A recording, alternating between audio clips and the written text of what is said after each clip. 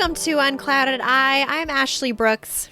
And I'm Ty Gowan, still at home this week because we're being safe, but I'm feeling a lot better. I don't have the sinus blockage that I had or anything like that. So I feel like I sound good enough for podcasting. Yeah, you sound good. I wouldn't even know you were sick if you hadn't told me That's the so. way to go. And if we weren't like That's an right. hour away, An like hour. Yeah, for sure, for sure. yeah. Um yeah, so what's new aside from I know you've been at home a lot, but I while during my stay at home being poisonous to the population, I have fallen in love with a little hippo named Mudang. oh Have you? yeah, she's been at the storming the internet. I know. I mean, maybe I'm a little late to the party at this point, but I love that little thing with my whole heart. It's so angry. I saw something the other day where someone posted it was like this Mudang hippo baby is so unbothered by everything. That's what I love so much about her. And I think counterpoint, I think she is the most bothered by everything, and that's why I love her. Is she Yeah. just doesn't want to deal with anyone's bullshit, and that's where I'm coming into this week about Ash. It's like the grumpy cat of this generation. Like you've seen the video of people trying to pick her up, and she just gets so mad, I right? mean, she's a hippo. Why are we I picking her up? I know. Oh my God. Anyway, so yes, that's what I've been doing is basically watching TikTok and memes for a week, Ash. I love that. Sometimes you got to have a week where you just catch up and restore. And next week we're going to be back in person with a vengeance. I'm ready. That's right, and I'll still have Mudang by my heart, so Oh that's yeah, what I'm taking out of this COVID phase. she's never going away. She's in there That's in the capybara shaped heart you have. Oh my God. I could not believe that I got to see them in real life with my own eyes. It was weird that like I never thought I would see a capybara, as weird as that sounds. And like I made it happen when I was in San Diego a couple months ago. I was there for work and I had like 3 hours to spare between waking up and the start of the convention. And I took those 3 hours and I took myself as fast as possible to the San Diego Zoo because I read that they had capybaras on display and they had just had babies. Oh my And God. I'll let you know that I was completely unaware by how large the San Diego Zoo is and that the capybaras are at the exact opposite end of the entrance. And I hoofed it. And I saw my capybaras and I got back to work without anything, being sorry, still COVID brain. I got back to work without missing a beat. And I Wow. got to see the capybaras Is that that morning. all you got to see? I saw some elephants along the way, or in some like big cats or whatever, Yeah. but like I really wanted to see a shoebill stork, and someone said that that wasn't on display. So after that, I just ran straight to the capybaras, and then I had to get out of there because it was a 3 hour adventure just to get out there and see those little creatures and get That's back to work. dedication. Yeah, I got to see capybaras when I was in Denver, and they're special, They special, are so special special. creatures. Those are the unbothered creatures. Yeah, exactly. Mudang, she's bothered. She feels away. That's right. Anyways, let's jump into this forecast. Okay, Let's tell people about what's going on in the sky this week. We so we still have a second moon. we do have a second moon. It's I don't think it's gonna affect your day much, but it's cool. It's cool. Exactly. I read that you can't actually even see it really with an amateur telescope. Like, so I Yeah, was hoping that I would see it, but it's nah. small, small. It's if you put a school bus in orbit, nobody's really seeing it unless it's super close. But thankfully, I this moon isn't super close. Miss Frizzle's done it before, no doubt. Yeah, I mean, yeah, she could shrink that bus down into the body or blow it up into the solar system. Go all the way out to Pluto when Arnold took his helmet off and he froze. I know. Oh my God, I loved that book when I was a kid. Or there was an episode too, right? Oh yeah, Yeah. I think I read most of the books and probably had seen every episode of that show. Oh my gosh, so great. It's I so love great. that. Well, in Okay. the comments of this episode, post your favorite Magic Frizzle story. Magic Yes. Frizzle. Yeah, that's the COVID again. That's a band name, Magic Magic Frizzle. Frizzle. That's our next podcast. Okay. Mhm. So Dive today we in. are talking about October 7th through the 13th. So October 7th, this is an astronomical event that I just want to shout out real quick. There's the Draconids meteor shower that's visible on Monday, October 7th. in the Draco constellation. So that's between the Big and Small Dipper. So if you can find the Big Dipper and the Small Dipper, then it's going to be between those two. And I'm including a little graphic so you can kind of visualize what that looks like and where that will be. So you might get lucky, you might see the Draconids meteor shower happening, and it's about nightfall. So as soon as it gets dark where you are, you're going to be looking northwest in the sky. Okay. Tuesday, Thank you. October 8th, we have 3 transits happening this day. This is a loaded day coming off of the Okay. meteor shower. And what is First, something, would that feel harsh, Ash, just regardless of the transitions, the fact that there are 3 of them happening celestially? it Like, would just you? feels busy. It feels like Okay. there's a lot happening. It's like when like 3 people are trying to talk to you at once and you're like catching snippets of each. That's kind of how I would That's a great describe it. metaphor. Yeah, Yeah. awesome. It might be hard to focus on any particular person or any particular transit. You're just feeling them kind of all coming at you at once. So, we have Venus trine Mars at 6:21 a.m. Eastern Time, and this is a pleasant transit. This is a great one. And in fact, 2 of the 3 transits are good today. So it's mostly positive. People are trying to get your attention about good things, except for one, which is like, bleh, but we'll talk about that in a second. Okay. So Okay. Venus trine Mars is great for romance and relationships. That's coming off of last week, which was very romantic in its presentation, or relationship heavy, I guess we could say. This And the is, story. yeah, exactly. I know, right? That's a great Halloween costume idea too, Bonnie and Clyde. Hell yeah. If you caught last week's episode. Okay. Full of bullets. Yeah. Ooh. I'm sorry. I said it. Pre-bullet costume. Venus trine Mars, yeah, so that's passionate. It's sensual. It's really all about being in your body. It's also good for like dancing and like feeling things in the body. Great for anyone who does like to dance. Like this is specifically a good transit for That's a that. really that's a specific call out from the sky. It is. Hmm. So, yeah, good for like a dancing date. You know, if you want to go take like a dance lesson, do it this week. The same day, a little bit later, 8:22 a.m., we have Mercury trining Jupiter. This is great for making us excited to learn new things, to talk about our interests with other people, and to just kind of have like a discourse going about things that we find interesting. So, kind Awesome. of good vibes so far. But then at 10:36 a.m., Mercury is opposing Chiron. Mercury is in Libra, Chiron's in Aries. They are across the sky from each other. I'll keep you safe, Chiron. Stay in my sign. I'll keep you so safe.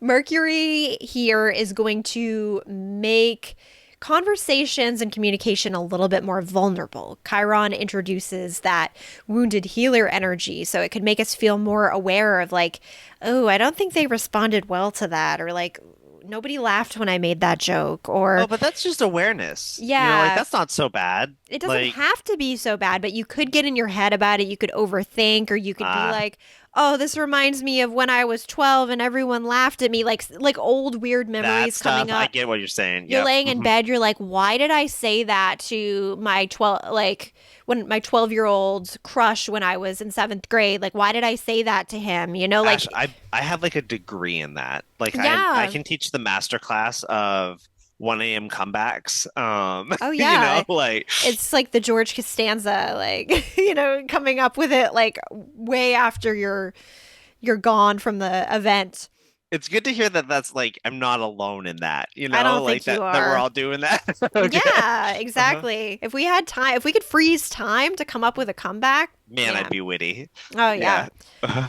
So, Wednesday, October 9th, Jupiter retrograde begins. So, Jupiter is currently at 21 degrees of Gemini. It's going to go all the way back to 11 degrees of Gemini, and this is lasting till February 4th. Oh So, my God. yeah, so Jupiter retrogrades usually are around 3 to 4 months, and this is a typical thing. Jupiter does spend that amount of time in retrograde every year. So he's going to be in Gemini for a long time because if he's going back to the 11th, he has to come all the way back up to 29 again. Yes. Yep. So So he's going to spend almost a whole year in the sign. yep. So Jupiter does. It takes Jupiter 12 years to make it around the whole zodiac. I got that just from Yeah. math. Like Yeah. I just did that Exactly. just now. You're That you're was killing it. You're learning. It's great. So yeah, about a year in every single sign. So yeah, Jupiter retrograde is really good for shifting our internal perspectives, especially around like bad habits. So Jupiter is expansive. It's very much about like doing what feels good, and it can be a little excessive at times. Like when we are in like a really big like Jupiter transit in our lives, we could be more impulsive or like spending more money or like just doing things without thinking it through. So when Jupiter is retrograde, it gives us more of a chance to be like, I don't know if like I should be reaching for, a piece of cake like 3 times a day or whatever. Like you might have more of like that, be like, oh, I think I need to pump the brakes. Or if you're trying to quit something like smoking or, anything that's not good for you, like this is a good time to do it. Jupiter retrograde, anybody that tries to break a bad habit during this time, it usually lasts longer, like it goes better. And how does that, sorry if I missed it, how does that specifically relate to Gemini? Because there's two parts, like with Gemini, that balance things out too, that they Yeah. conflict. So how, like breaking a habit, like if one part of you doesn't want to and the other part does, is that some conflict that's exacerbated by Jupiter, or does Jupiter help that during this time? Yeah, Jupiter can make it easier to kind of just go with what feels good. So, Okay. whichever part of the Gemini twins inside of you that want the thing that feels better, that's going to be what you're going to go for. So, this is giving you a little bit more pause to reflect and be like, okay, this is maybe not good for me. And also, Gemini does rule over like the brain and thought processes. So, it's Hmm. good for like reframing the way we think about things and the Oh, way we so this is approach stuff. perfect for them then. hmm Okay, this isn't a detriment at all. This is like the No, I right don't think it's energy. bad. This is Mhm. fine. Cool. Okay, so then on Friday, October 11th, Pluto retrograde ends. So we have one planet going into retrograde, one coming out. And Pluto is at 29 degrees Capricorn. So if you remember, Pluto was in Aquarius for a couple months earlier this year, and then it moved back into Capricorn. And Now we're this coming is back into the age of Aquarius. we will be, yes, in Hmm. November. And so this is the last month and a half that we will ever see Pluto in Capricorn in any of our lifetimes. Not happening again until like 2250. That's so crazy to think about. Like Yeah. that, yeah. And what change does that make for energetically now that we're leaving Capricorn? So we're not leaving Capricorn quite yet. We won't till Well, the when we end of do. November. Yeah, so that's going to be a big one. I'm going to want to talk about that a lot on the podcast. We might have to Okay. like carve out a big section for it. Oh, I'm But excited. with Pluto retrograde over, we are full steam ahead. We're in the last degree of Capricorn. So this is a really good time to like finish projects, especially think back to 2008.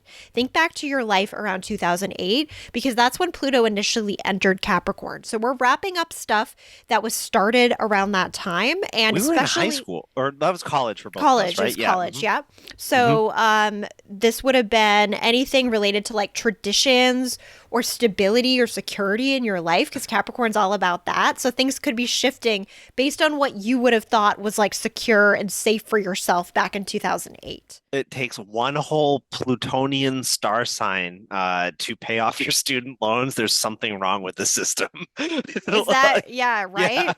I know, but that's so true. That's very like, Right? let's finish it up if we can. If not, it's okay. I feel like the Aquarian Pluto, maybe those will get forgiven. That's very Aquarian energy. That's good. Everyone deserves that. Oh my God. If you're Okay, so still we got a paying from few left. 2008. Okay, Saturday, October 12th, Jupiter is sextile Chiron this day. So this is a big one because Jupiter transits we feel for about 2 weeks. So this one's been building up all week. So keep that in mind as we move into this week. You might be feeling this already, and you're going to feel it into next week too. So this is a pleasant transit. This allows for more healing to come in and more of like feeling comfortable with your beliefs, your spirituality, and also trusting your instincts because Jupiter is very impulsive. It's all about kind of taking action and going in the direction of what feels empowering and possible for you. Mhm. And so this is going to help you to feel safer to do so and safer to like trust your gut and your intuition and your instincts. And this will also help with healing those bad habits that I mentioned with Jupiter retrograde too. Perfect. Yep. Okay, then Sunday, October 13th, 5 transits.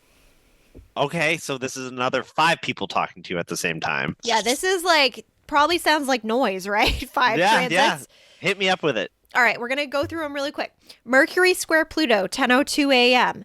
This could make us very obsessive about details, very obsessive about the truth. If you think somebody is being like if they're lying or being unclear, like you're going to be obsessing over it. You're going to like want the truth. You're going to want to dig into something. This could also present like as researching something on Wikipedia for like 2.5 hours because you're like obsessively needing to know. Yeah, right. That's the whole podcast. That's my I whole portion of the podcast. Yeah, I do that too. I'll be like watching a movie and I'll be like, "Oh my God, I this reminded me of a random question I have, and now I'm going to spend the next 2 hours learning everything there is to know about, like where spaghetti was founded and who created it." That You I think know? that's yeah, Ash, I so empathize with you because it's like last week's whole episode was because I wondered how many crimes Bonnie Parker committed one day. Like literally was just sitting there and I went deep and I was like, this has to somehow be an episode because otherwise there's no way that I did this much research for nothing. So Well, it's going to yeah, live in your brain, forever, and I'm glad forever. that this is your portion of the podcast. It's perfect. Yep, So, thank you, Ash, for the opportunity. okay, so 3:23 p.m. on Sunday, the 13th, Mercury is moving into Scorpio. It's going to be there till November 2nd. Mercury in Scorpio is investigative. It goes deep. Small talk be damned for the next 2.5 weeks. Love it. Nobody wants it. You're going to be No, annoying more people if you try it. Don't talk about the weather. Like, unless you're like, the weather reminds me of, the abandonment that I felt when like you yeah, gotta go deep. People I are going to love it. No, respond that's better great. to it. Yeah, connect. Big talk for Connect. the. Big Mhm. talk and investigative. Go into the shadows. Don't be afraid to plumb the depths. Okay, 4:36 p.m. Mars is squaring Chiron. This could exacerbate physical pain. If you've been sick, Oh, you want to take care of yourself. This could create like issues in the body. You're going to be more aware of discomfort in the body, so take care of yourself today. Make that a priority. The body is like talking to you. Make sure you're listening. hot Epsom salt bath, everybody. At Yes. four. At what time did you take the bath? 4:36 p.m. Eastern Time. Perfect time. Settle in, everybody. Chiron's telling you it's bath time. Nice late afternoon bath. Well, at Hmm. least on our side of the earth. You need Sun that. opposite Chiron at 10:28 p.m. Chiron's getting busy today. That's like three Chirons in one day. Yeah, so there's a lot of healing going on. It's really important to be patient with yourself. Know that there's a lot happening. Do a guided meditation, take a bath like Ty said. Just be gentle with yourself. Ash, And this then was a huge forecast this week. we got one more. Sun Oh, trine really? Jupiter, 11:52 p.m. The sun is trining Jupiter. This is positive. This brings in optimism, faith, generosity, good fortune. So, ending the day and the week on a high note. I love that. It's a busy week. We've got the three clump midweek and then a five clump on Sunday. So, man, I guess overall, Ash, for the whole week with the amount of information, I've heard people talk about downloads a lot, Like, what would your best advice to be to make the best out of all the noise that's coming all week long? I think the most important thing is don't get pulled away too much. Like, center yourself, find your center, like meditate, do whatever you need to do, like, because if you're listening to every single noise around you, it can be very overstimulating. So if we're using that analogy still of multiple people talking to you, it could just sound like nothing. So it's going to be important to find your center, and then you'll be able to kind of approach things from a peaceful place. Like, don't put yourself out into too many different places this week. Try to be like more grounded and centered in your own energy, like cleansing your energy, making sure you're not picking up stuff from other people. I love that advice. That's awesome. Good way to get through a really busy week. Yes.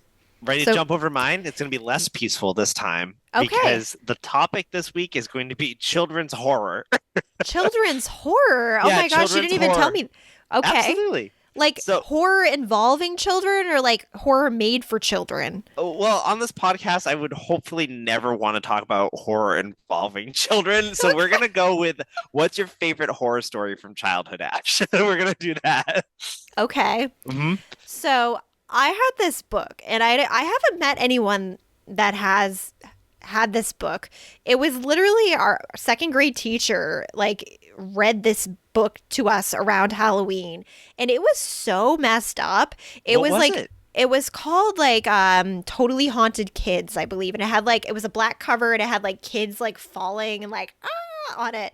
And so it was a bunch of short stories in it, like kind of like scary stories to tell in the dark kind of vibe, but like each of the stories was about a different haunting that affected a child. And these were the most messed up stories. Like, they still kind of freak me out. Like, it's still scary. There was one about this girl who met this old man in the park and would play checkers with him. And it turned out he was dead.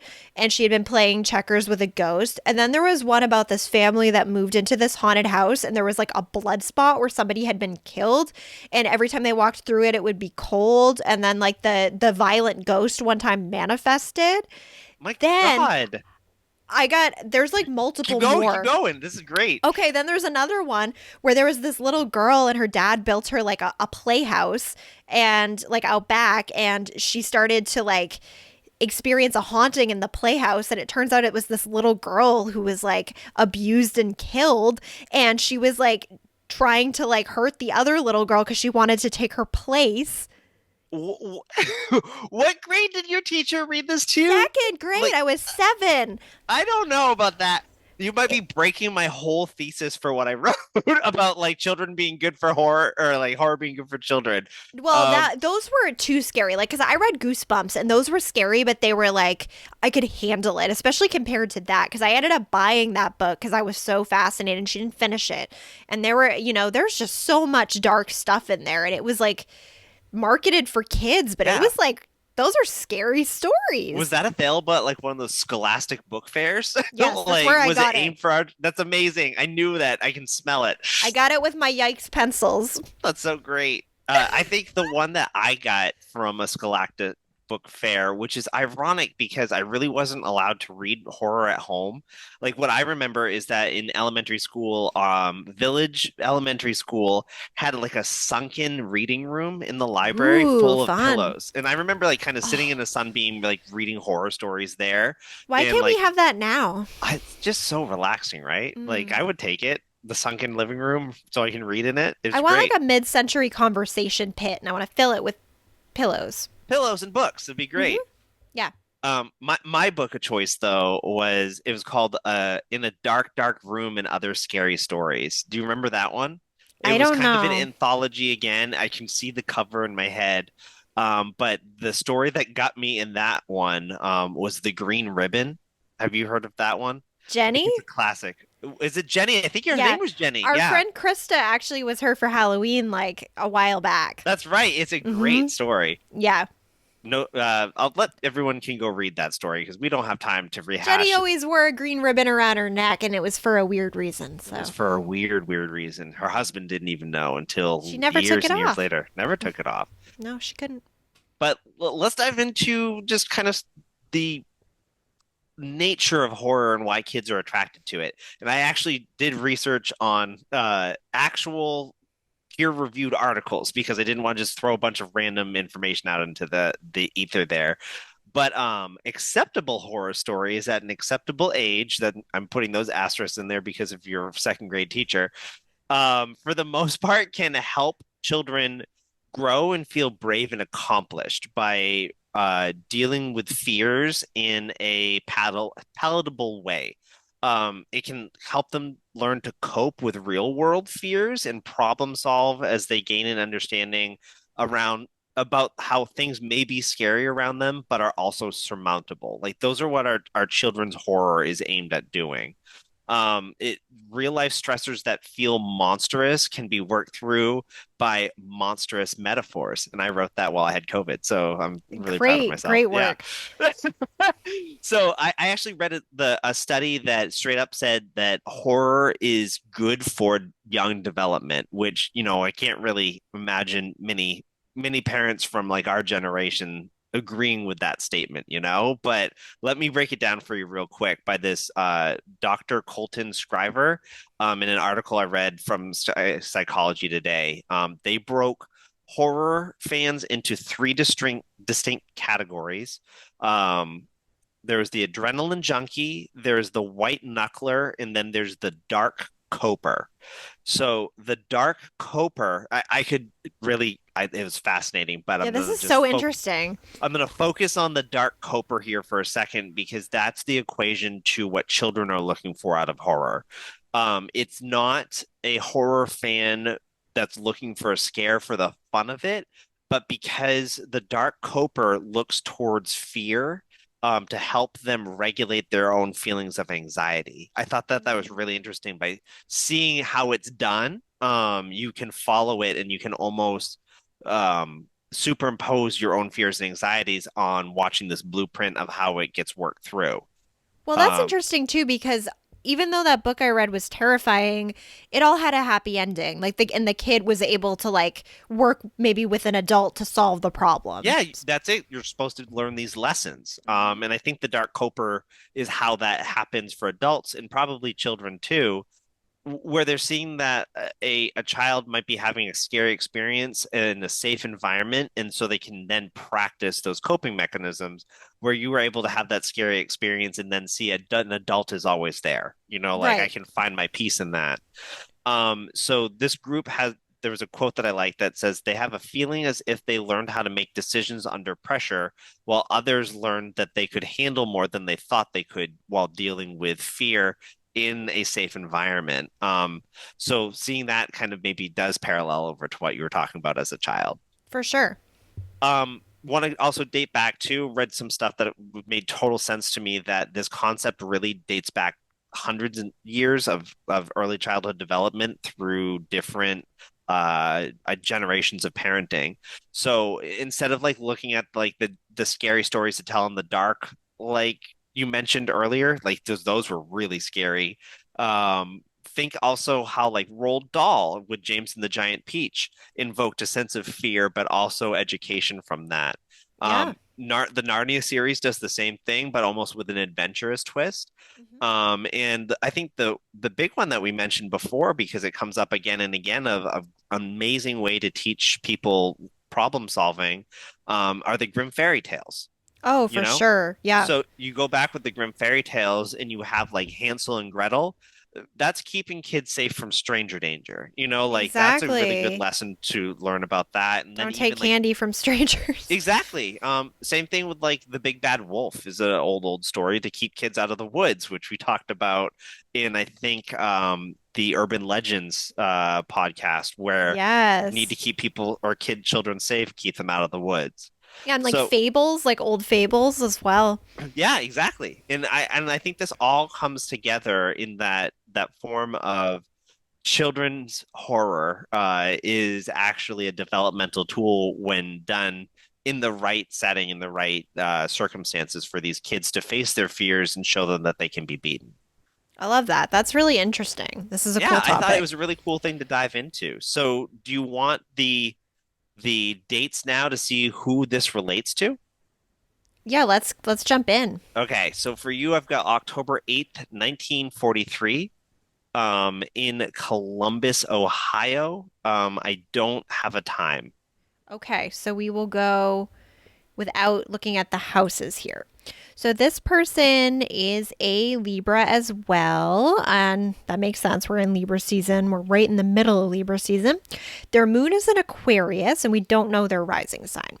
So, first thing I noticed was that their moon and south node are conjunct. So, the south node represents the past, which totally would make sense if there was something to do with children or like childhood tied in, because the south node, it can represent past lives, but it can also represent childhood memories, nostalgia, and their moon is there, so their heart is really involved in that. Their So heart their is really, heart is involved with childhood type of thing. yeah, their heart Okay. is still there almost. Like there's something that would be like pulling them toward that. I love it. And either that or their like feelings, their like early childhood feelings really affected their upbringing, like beyond those years. And that conjunction I mentioned is opposing Pluto. So it's almost like wanting to kind of keep that like sacred and safe from like outside forces. I don't know if that makes sense. It's like wanting to like protect and preserve childhood. Yeah, I think there's a case we can make for that when, in a weird Okay. way that would give a lot away. So I'm gonna let you keep going. Okay. We'll Mhm. leave that for now. They have their Mercury in Virgo, which would make them very curious and very intelligent. Like last week, Bonnie had her Mercury in Virgo. So there is like wit and Mercury rules over Virgo. So it's strong there naturally. It would make them very detail oriented, analytical. But their Mercury has some hard aspects to it. So looking at this, it is squaring over to their Mars and their Saturn. And yeah, so what that would look like is some frustrations in communication. It would feel like maybe they're not able to communicate as well as they would like. And there's like a perfectionistic quality, like Okay. really wanting things to be super perfect. And maybe feeling again like it's almost like I don't know why I'm getting this. There's like a rejection of like adulthood. I don't know. Like either like it's like us against the world, like wanting to protect something inside of them.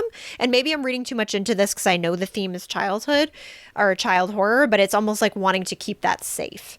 I think I think after the reveal, it'll make sense. In a way. So, one thing that's interesting is they have absolutely no water in their chart at all for Oh, elements. No water signs at all here, which is pretty rare. I wouldn't say it's impossible. I have seen it, but it's not common at all to like be completely lacking an element.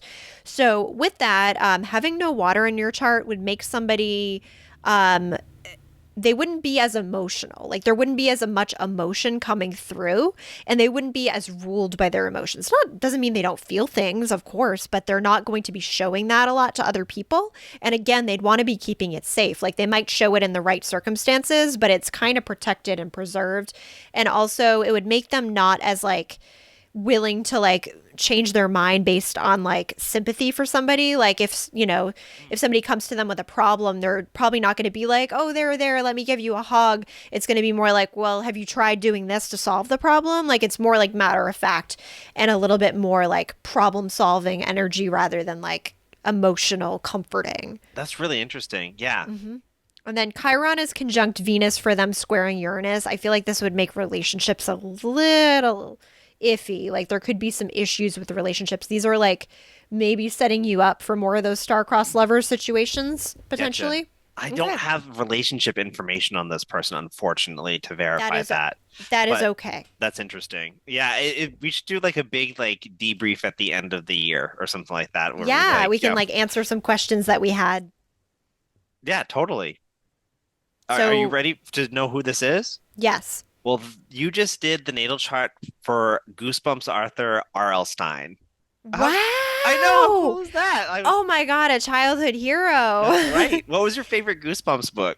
Oh man, I loved them all. I loved the Give Yourself Goosebumps series where you could like choose it was like choose your own Choose Your Own Adventure. adventure. It Hmm. was so fun. There was one where you got to time travel and you could go back in time to see the dinosaurs or you could go forward in time into like a space future. It was so cool. And it was horror themed too. Oh, they were So all horror themed. no matter But where you went, for the that's cool. regular series of Goosebumps, I think my favorite was, I mean, I loved the amusement park one. What was that? Horrorland, One Day at Horrorland. Horrorland. Yep. Hmm. Mm-hmm. I like to say cheese and die. I think was Oh, my that one favorite. was Hmm. great too. Yeah. Ryan Gosling was in that episode for that Really? one. Hmm. That's a wild. Like it's so. I love that series too. Like what a fun show. I would watch that and like click on the remote as soon as I heard my mom coming around the corner. Like while I was watching it as a Oh my kid. God, it's so good. I loved Goosebumps. I was a huge like horror nerd as a child for Well, like that's why I was so that's excited to do this episode yeah. with you. Oh my gosh. Okay, so yeah, like preserving childhood, kind of want to keep Yes. it safe. Yeah, okay, that That's makes kind of where I sense. was going with that too when you said it. It was like, yeah, kind of. He encapsulated a portion of it, and he's enriching childhood for kids as well. Yeah, for sure. Well, R.L. Stein, real name Robert Lawrence Stein, is the name behind Goosebumps, Fear Street, and a ton of more publications that I had no idea existed. Like he Wow. has been writing. So, Dude writes. It's like what dude he does. writes. So Mercury and Virgo, yeah, like you have a very active mind and very detail oriented. That's how he was able to like do all these series. I feel like he there's can't like stop. endless Yeah, series. there's 62 main Goosebumps books that he's written. Like those are just the main ones, and we'll get into the spin-offs later, but He began writing when he was 9 years old, when he found a typewriter in his attic. And ever since then, he was drawn to creativity in the macabre. Giving in an interview, he said that he gave the inspiration to starting out writing horror stories even before Goosebumps to just gorging on a comic series called Tales from the Crypt, if you remember that really, Yes. really old one. So that was his inspiration. But it's ironic too because accounts of him as a young kid said that he was very shy and fearful, but was also sharply creative. So I don't know if that, reflects in his chart anywhere that you want to call out about that specific aspect I found. His Mercury's in Virgo, so there's consistency, there's detail-oriented thinking, and it is squaring over to Mars and Saturn. So that would make him like a little self-conscious about like communicating. So maybe like through writing, that's where he really found his I think voice that's probably right. Yeah. and perfectionistic quality. Like maybe that was why like in writing he could like have the time and the energy to like make it exactly how he wanted it. Yeah. Whereas if he's talking to people, it could be like, oh, it's not coming across how I want it to. I totally get that too, and Hmm. I relate to that in a way. Yeah, for sure. So it's interesting because I also found out that his first foray into professional writing happened after he went to college. He studied English. He moved to New York City, and he really started off with humor books for children. His pen name after getting to NYC was Jovial Bob Stein. Jovial Bob, and he was publishing a humor magazine, which he ran, and it was called Bananas. It ran from 1975 to 1984, and he was a Wow. humor columnist at during that time through and through. But he also really loved horror again, so he tried to find a balance there.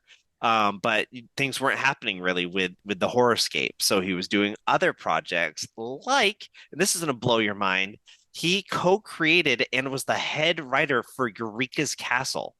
Do you remember that? I loved Eureka's Me Castle. too. That's R.L. Stein. Did you have any Oh my like I God. had no idea. That was like my favorite when I was Me probably too. 4 years old. My mom used to make me peanut butter sandwiches just like Magellan the Dragon, and so that the peanut butter would goop out on the edge. Like Oh my, she would take the fork like oh, a knife that's and so make sure that it was cute. groupy just like Magellan because that's how I wanted it. I love that so much. Wow, that makes so much sense that we would have been drawn to both of those things, Same, you know? and like because we were just drawn to R.L. Stein, Yeah, like that's really what it is. he's awesome. So, he in 1986 he writes a book that's about horror themes called Blind Date, and then in it has a little bit of a reception, but in 1989 he releases Fear Street, and so Fear Street gets him dipping back into some horror moments there. That was more So, for teenagers. I remember reading a couple and feeling like I was doing something bad. I'm like, oh, ooh, these this are is a for like little the bit older darker. kids. So he Yeah, there brings was it like back. murder and stuff. Yeah, and he brings it back down to, the level that we know of Goosebumps in July 1992, where Welcome to Dead House becomes an immediate hit, and then his writing career is completely on the launch pad from there. I So, just love those books, how they had like the actual goosebumps on the lettering. Oh, yes, the so tactile cool. feel of it, the artwork is amazing. I had Uh, a full collection of Goosebumps books that I gave to a friend's son years ago, and he loved them too. And he was like as excited, and he would talk to me about them, and it was so cool. But I miss them a little bit. I'm not gonna I'm lie. so glad that you passed that off to them, though. That's so good. So here's the fun little thing about doing this podcast and doing random research is that I probably, without this podcast and without diving in, would not have known that he's still writing. And his comic book series, The Graveyard Club, just dropped last month as of the time of recording this episode. So Cool. if you want to get into more adult R.L. Stein horror, The Graveyard Club is for, like, I think kids who had it as a kid and then grew up and are ready for whatever he's doing now. I mean, I've been with him since Eureka's Castle. Why should I stop now? Yeah, maybe let's do a review of The Graveyard Club and each get Okay. a copy of it, and we'll talk about that on a future episode. That sounds great. But that's the recap I had for you of famed children's author and childhood horrorist R.L. Stein. I loved it so much. This was so much fun. This like really brought me back. This is perfect. I love it. Thanks for the opportunity, Ash. I was when I saw his birthday come up on my big list, I was like, I know the collector of Goosebumps would love to know some weird stuff about R.L. Stine. For sure. I feel like I know him better just looking at his chart. I'll have to like message him and be like, what time were you born? Yeah, I want to message him and be like, I just want to get deeper. Like, let me know you more. Exactly. We could learn so much more. Mm-hmm. Well, thank you, Ash. Thank you. That was great. No comment about the busy week up ahead for everybody, and that we'll be back again next week. Yeah, and we'll be back into our normal format next week, so that'll be great. And yeah, if you want to hop on over to Patreon, you can find us there. We're putting up new content every week for you over there. So find us at unclouded_I on Patreon. And yeah, we'll be back next week. That's awesome. All right. Talk to everyone later. Bye. Unclouded Eye stars Ashley Brooks and Ty Gowan. It's produced and directed by Nick Nordfors. Music is by Ashley Jane Cecilia and Jay Karen. Our community manager is Aaron Cross. Our art is by Dawn Aquarius. Unclouded Eye is presented by Haunt Me. Follow Unclouded Eye at Unclouded Eye on Instagram and TikTok, or on Patreon at unclouded_I.